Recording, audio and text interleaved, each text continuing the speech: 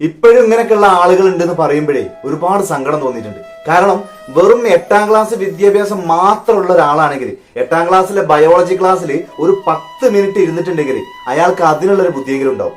കഴിഞ്ഞ ദിവസം വന്നൊരു വാർത്ത കണ്ടുനോക്കാം.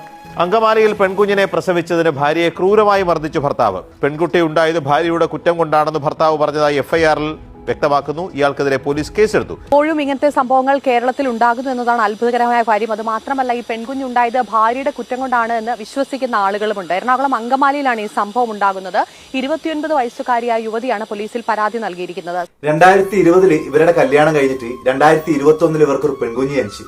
അവിടുന്ന് തുടങ്ങിയ പീഡനം. കഴിഞ്ഞ കുറച്ച് ദിവസങ്ങൾ മുന്നേ വീണ്ടും ഒരു പെൺകുട്ടിയെ കൂടി പ്രസവിച്ചപ്പോ വീണ്ടും തുടങ്ങിയ പീഡനം. പെൺകുഞ്ഞിനെ പ്രസവിച്ചത് ഭാര്യയുടെ കുഴപ്പം കൊണ്ടാണെന്ന് ഒന്ന് ആലോചിച്ച് നോക്കാം. കഴിഞ്ഞ 4 വർഷമായിട്ട് പെൺകുഞ്ഞിനെ പ്രസവിച്ചു എന്നുള്ള പേരിൽ ഈ പെണ്ണിനെ ചവിട്ടി കൂട്ടുന്നത്, മാനസികമായിട്ടും ശാരീരികമായിട്ടും പീഡിപ്പിക്കുന്നത് ആരുടെ കുഴപ്പം കൊണ്ടാണ്? ആ പെൺകുട്ടിയുടെ ഭർത്താവിന്റെ മാത്രം കുഴപ്പമല്ല. കാരണം അത് 1 തവണ 2 തവണയൊക്കെ സംഭവിക്കുള്ളൂ. വീണ്ടും വീണ്ടും കഴിഞ്ഞ 4 വർഷമായിട്ട് ഇങ്ങനെ പീഡനം ഏറ്റുവാങ്ങാൻ അവസരം ഒരുക്കി കൊടുത്തത് ആ പെൺകുട്ടിയുടെ പാരന്റ്സ് കൂടിയല്ലേ? ഒന്ന് ആലോചിച്ച് നോക്കാം. ഒരു പെൺകുട്ടിയെ കല്യാണം കഴിച്ചിട്ട് ഭർത്താവിന്റെ വീട്ടിലേക്ക് അയക്കുമ്പോൾ അടുത്ത ആഴ്ച അടുത്ത മാസം ആ പെൺകുട്ടി സ്വന്തം വീട്ടിലേക്ക് വിരുന്നിന് വരുമ്പോൾ ആ പെൺകുട്ടിയുടെ മുഖത്ത് നോക്കിയാൽ ആ പാരന്റ്സിന് മനസ്സിലാവും ആ പെൺകുട്ടിക്ക് ആ വീട്ടിൽ സന്തോഷമാണോ സങ്കടമാണോ. എന്നിട്ടും കഴിഞ്ഞ 4 വർഷമായിട്ട് അത് മനസ്സിലാക്കാൻ അവർക്ക് കഴിഞ്ഞിട്ടില്ല.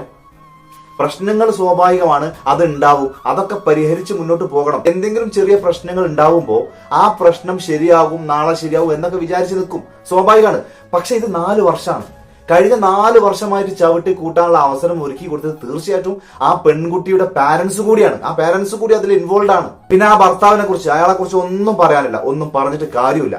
8ാം ക്ലാസ് വിദ്യാഭ്യാസം മാത്രമുള്ള ഒരു വ്യക്തിയാണെങ്കിൽ 8ാം ക്ലാസ്സിലെ ബയോളജി ക്ലാസ്സിൽ ഒരു 10 മിനിറ്റ് ഇരുന്നിട്ടുണ്ടെങ്കിൽ അയാൾക്കത് മനസ്സിലാവും. ഒരു പെൺകുഞ്ഞ് ജനിക്കുന്നതിലും ആൺകുഞ്ഞ് ജനിക്കുന്നതിലും ആ ഭാര്യക്കുള്ള റോൾ എത്രയാണ്, ഭർത്താവിനുള്ള റോൾ എത്രയാണെന്ന് അറിയും. ഒരു സാധാരണ വ്യക്തിയെ സംബന്ധിച്ചിടത്തോളം ആൺകുഞ്ഞ് ജനിക്കുന്നത് എങ്ങനെ, പെൺകുഞ്ഞ് ജനിക്കുന്നത് എങ്ങനെ എന്നതിനെ കുറിച്ചുള്ള ശാസ്ത്രീയമായിട്ടുള്ള വശങ്ങളെ കുറിച്ചൊന്നും ചിലപ്പോൾ അറിഞ്ഞോളണമെന്നില്ല, അത് അറിയേണ്ടതായിട്ടുള്ള ആവശ്യം ഉണ്ടാവില്ല. പക്ഷേ ഒരു പെൺകുഞ്ഞ് ജനിച്ചത് ഭാര്യയുടെ കുഴപ്പം കൊണ്ടാണെന്ന് പറഞ്ഞിട്ട് ഭാര്യയെ ചവിട്ടിക്കൂട്ടുന്ന ഭർത്താവ് അറ്റ്ലീസ്റ്റ് അത് എങ്ങനെ സംഭവിക്കുന്നത് എന്നെങ്കിലും ഒന്ന് അന്വേഷിക്കട്ടെ. അതിനെക്കുറിച്ചൊക്കെ ഒന്ന് പഠിച്ചു വരുവാണെങ്കിൽ അയാൾക്ക് മനസ്സിലാവും ഒരു പെൺകുഞ്ഞ് ജനിക്കുന്നതും ആൺകുഞ്ഞ് ജനിക്കുന്നതിലും ഭാര്യക്ക് ഒരു റോളും ഇല്ല, പൂർണ്ണമായിട്ടും അത് ഭർത്താവിന്റെ റോളാണെന്ന് മനസ്സിലാവും. അതുപോലും മനസ്സിലാക്കാത്തൊരു പൊട്ടനെ എന്താ ചെയ്യേണ്ടേ? വല്ലാത്ത ജാതി ആൾക്കാരില്ലേ.